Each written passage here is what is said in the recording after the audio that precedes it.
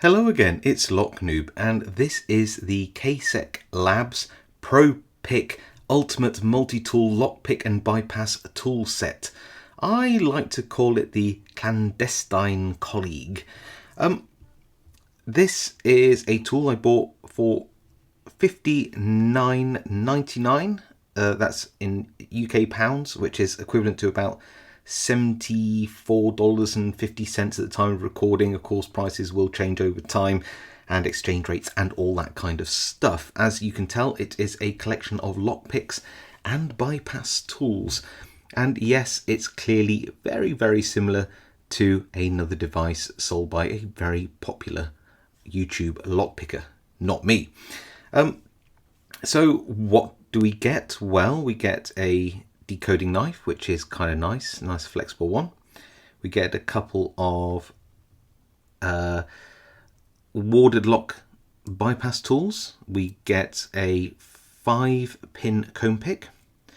We get another, I think this is a warded lock bypass tool, but you could probably use that as a top of the keyway turning tool as well. Not that it's removable. None of these are removable from their holder.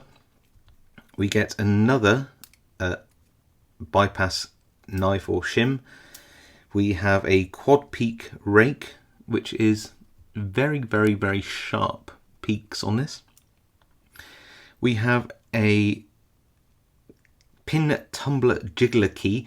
So this is not like a standard like wave lock jiggler key. This is designed for pin tumblers. A city rake or L rake, another warded lock bypass tool on the other side, and I don't know whether this will be the same on all of them or whether they are randomly assigned to a side they just put together. I'm not entirely sure, but we have what looks like a traveller hook, or again you could probably use that as a bottom of the keyway turner. Short hook, a quint peak rake here, a nice round like worm rake style one. Another warded lock bypass tool, a 6-pin comb pick, a gem style lock pick, some wafer jigglers, another interestingly shaped pin tumbler, double-sided pin tumbler jiggler key, and another wafer lock jiggler key. So these three here are more your sort of automotive ones. So those are like the automotive jigglers there. I've actually got quite a bit to say about this kit, but before I go on to some demonstrations to see how any of these bypasses work, it does also come with, I have to admit, quite a nice little hard case, and inside here you have a little carabiner clip, I think they're called, which theoretically you could probably attach to a keyring of some kind. Here I don't think this is thin enough to put this through. It's not, but that carabiner can be put onto the case itself like that, should you wish to hang it off something. Right, before I go into my conclusions, let's just there you go, it all falls back down into itself. Let's do a demo of some of the things that it can do. So classic warded lock and warded lock bypass tool, that works pretty well. The little L-shaped bypass tool, I use this a lot on these warded locks. This one tends to get into a lot of the more modern warded locks, like this little master lock one here. We have the 5-pin comb, and I think this fits into the ABUS. If I can guess it in, it's quite thick, but that isn't necessarily a bad thing. With all tools, you want them as thick as they can be to allow you to turn the core without sort of damaging the tool. That worked out quite well. So this is the 6-pin comb and a Master Lock Pro. I believe it works on some of the Master Lock and American Lock puck locks depending on their age. And if we get that in the lock, we can get that open pretty quickly too. So here we have a decoding knife, which is very thin. Also acts as a bypass tool. Look how thin and whippy that is. And we should be able to go into a locked padlock like this and just lift up the locking mechanism and bypass it like that. We have an even thinner bypass / decoding tool, which should be able to get us into locks with tighter gaps between the wheels. If I just push this in down here, you'll see it pushing in like that. Underneath the mechanism, push the shackle in, gently lift, and we are in. This is called a decoding knife because you can actually decode combination locks like this using this. I've had success with the tool both ways round, but I actually prefer it with a flat part against the wheels and to use that point almost like a hinge point. So I push it down to that point where it's just there, and I rotate these until I feel the tool move, and you might even be able to see that wheel pop in because it's literally found the flat spot on that wheel. And you go into the next one, and again you put it right there, turn it, and you should find that again it rocks back on itself when it hits that flat spot. And again, just get it just right against the wheel, turn, and you should feel it rock back. There we go. And this isn't the actual code that unlocks the lock. This code is in relation to the actual code, so it's actually all zeros. So what you do is, if you didn't know, you'd get whatever number you had by finding the flat spot, turn these forwards by 1, test, and keep turning until the code opens up the lock. So this decoding knife here is actually thin enough to act as a handcuff shim as well. So if you do work this in, it can take a little bit of work. Oh, I've got it in straight away. It will go underneath the ratchet and allow you to open up the handcuffs like this. That will put a lot of strain on the knife though, so just go very careful if you use it this way. I don't think it was intended to be used that way. These automotive jiggler keys are obviously for automotive locks like this one, which operate like a wafer lock. And what you do is you go through these jiggler keys in turn, and then you'd find one which works in this lock. So you try one of them, put it in, give it a jiggle, and yeah, the first one we put in opens that lock. The pin tumbler jigglers work in a similar way, where you'd have a pin tumbler lock and you'd pop this in and you support it very, very carefully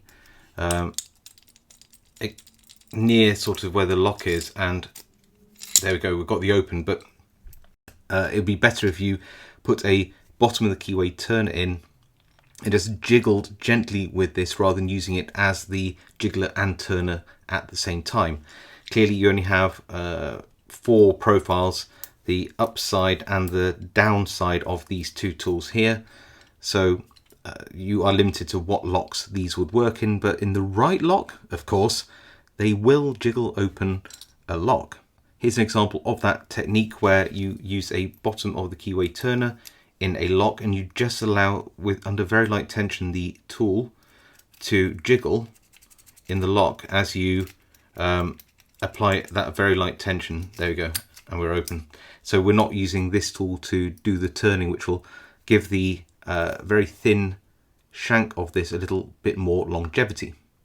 Another time you'll need some support for the turning tools, top of the keyway or bottom of the keyway, is when you're using these hooks and rakes.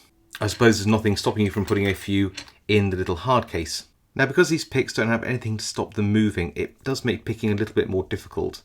I tend to sort of pinch the hook here like that, and that does make picking somewhat possible. So let's go through this lock, for example, and there we go, we have an open. Using the rake profiles is actually a little bit easier than using the hooks on a tool like this, because you can adopt almost like a pistol grip, maybe even just pinch here while holding the whole tool in the palm, and then using this to rake a lock open. So let's give that a go. So pop the tool in, give it a rake, and yep, we are open. Here's another lock, and I'm going to try to use this very sharp quad peak rake in it. Let's see if I can. Yeah, we got the rake. And again.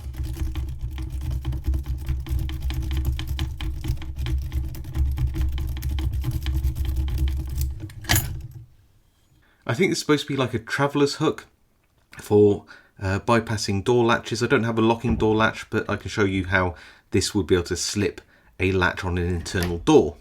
Could this also be used as a bottom of the keyway turning tool? I guess so. Let's give it a go.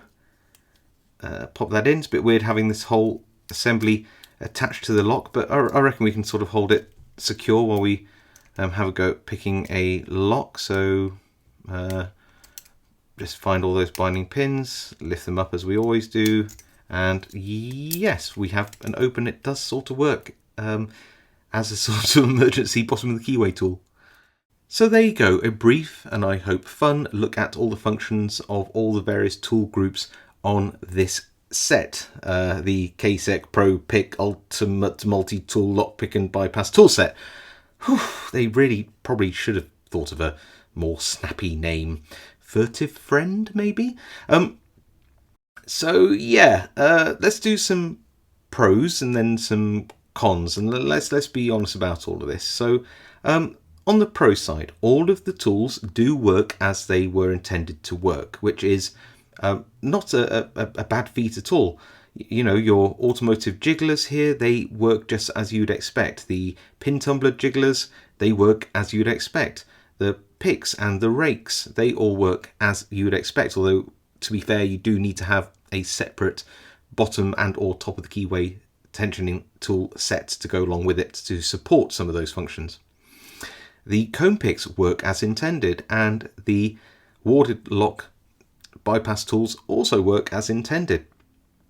The traveller's hook / bottom of the keyway turner works as intended, and the two thicknesses of the decoding knives actually works perfectly well too. So all in all, the actual functions of these tools work as well as they can do given this form factor. Which I don't think is too bad. At £60, $59.99 at current prices, that isn't, I think, really too bad for this plus a nice little case. Not really, not when you compare it to its alternative product, which, let's face it, you all know what I'm talking about.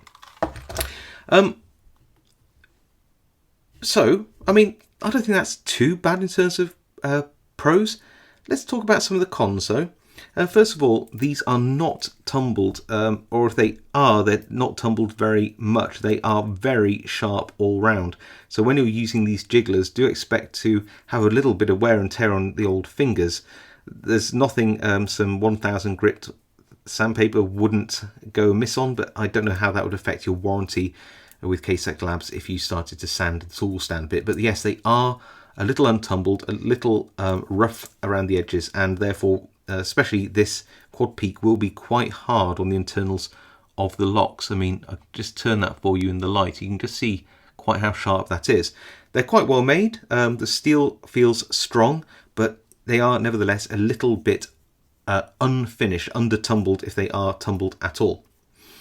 A couple of notable things. There is a very useful 6-pin comb here and a very useful 5-pin comb, but no 4-pin comb, which actually is for things like the Master Lock 140, a very commonly used lock which can be bypassed. So I think a 4-pin comb would have been a good addition too. Using the hooks in this are difficult, so you just got to bear that in mind, that there isn't a comfortable way to hold this. You will find a position which does sort of work, but none of them feel great, and you can only really use this with a turning tool and a degree of experience and skill to be able to pick locks using sort of a finger pinch style like this. Very possible, but not necessarily for beginners.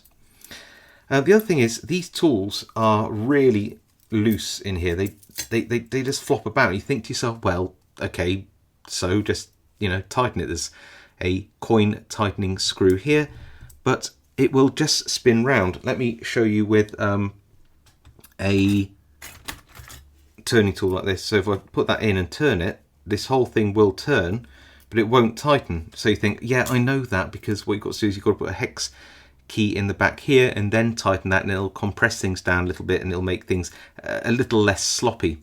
Yeah, But look, I'll try and get the light in a little bit for you. These have been rounded off by accident or design, I don't know, but there is no way you can put a hex key in there to tighten it. Maybe it's done so that you can't over tighten these tools, but either way, when you close these up, and you can get them to close up neatly, I'm not doing it here, if you put that on a key ring, a couple of jostles and all of your tools will just come out and eventually sort of like all just come untangled. So you couldn't just wear this as a key ring. These tools will flop out and turn. This is not held in tightly.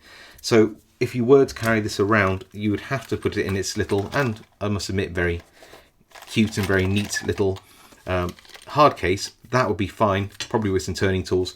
But as a sort of a key ring, I don't know why they put that loop there, because this is all so loose, it's just going to flop out on you. And when you're using some of these tools, it can be a little bit annoying, because you know you'll be trying to pick something and then all the tools will just kind of just flop out. It's a little frustrating. I wish you could have tightened it. You know, they do sort of intermesh together, which helps a little bit when you close it all up, but they are really well, you can see here how loose they're held in.